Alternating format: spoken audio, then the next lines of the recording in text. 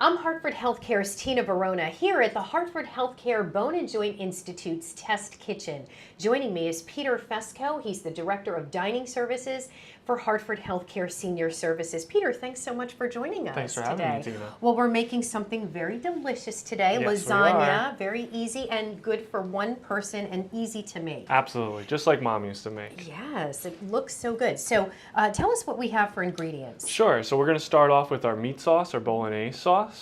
In here you have ground beef, crushed tomato, fresh basil, fresh oregano. We're also going to add some fresh parsley and a little bit of tomato paste to help thicken that up. Now you've actually mixed all these ingredients together, but you can, if you want to keep it simple, you can buy a bolognese sauce already made in the store. Correct, too, right? It's all about what your needs and what's convenient for you. So for today's purposes, we're going to get this all mixed in. And if you decide to do it yourself, what kind of tomato sauce do you use? Just a plain marinara sauce? Yeah, marinara works. Now we're using just crushed tomato, but if you're going to go for something pre-made, marinara is perfect for this. Great. So we have our sauce ready to go. Okay. Also, we have nice ricotta cheese, fresh mozzarella, and our lasagna sheets that are pre-cooked, and we're just going to assemble them to work for us for our one portion.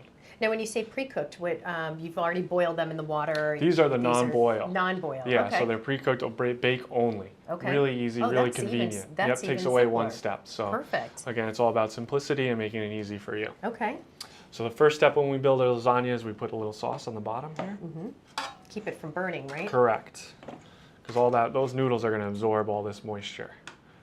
And how do you know when the lasagna is done? Because it's so thick and you can only just see the top portion. How do you know it's cooked all the way through, especially when you have a meat sauce? Well, like this, so we have all our ingredients are actually fully cooked. So essentially, we're just heating. You want to get it nice and hot. And my always thing is when the mozzarella starts to brown, we're good to go. You're good to go. Okay, so then you know it's heated all the way through. There's nothing worse than cutting it and it's hot on top, but then it's cold in the middle. Yeah. So another way to help with that is to kind of have your sauce hot before you start building it. If you have it warm, that's one more step you don't have to worry about. Got it. And you're pretty much using maybe like a half a cup of ingredients, good for one person? Yeah, I mean, relatively, we have about 4 to 6 ounces of ground beef in there, 8 ounces of crushed tomato, about a half a cup of ricotta, and I'd say a quarter a cup of mozzarella just for the top. Okay, so you have about a quarter of this full with the sauce. Next, we're going to take our lasagna sheet and we're just kind of cut and molds. And you can buy frozen ones, you can buy dry ones, but I always recommend buying the bake only, no boil. Yeah, that's great.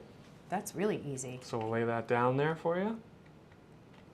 Next up, we're going to take a little ricotta cheese. Can't forget the cheese. No, you need the cheese. I'm going to spread that out here on the bottom. Yeah, it looks good. And we're going to do a 3-layer lasagna today. Yep, and this is all low-fat cheese. Correct, yeah, ricotta low-fat cheese and mozzarella? Yes. So the actual prep time is really quick, too. Yes. So next we'll take another sheet here. This is all about convenience, all simple stuff that you can prepare ahead of time, store in the freezer, and pull as you need. Simple but delicious, though. Absolutely. I mean, this looks, this is not your And again, if you frozen entree. If you don't have the ability to go get fresh herbs, you can always have whatever you have in the storage, dry oregano, dry basil, those work as well.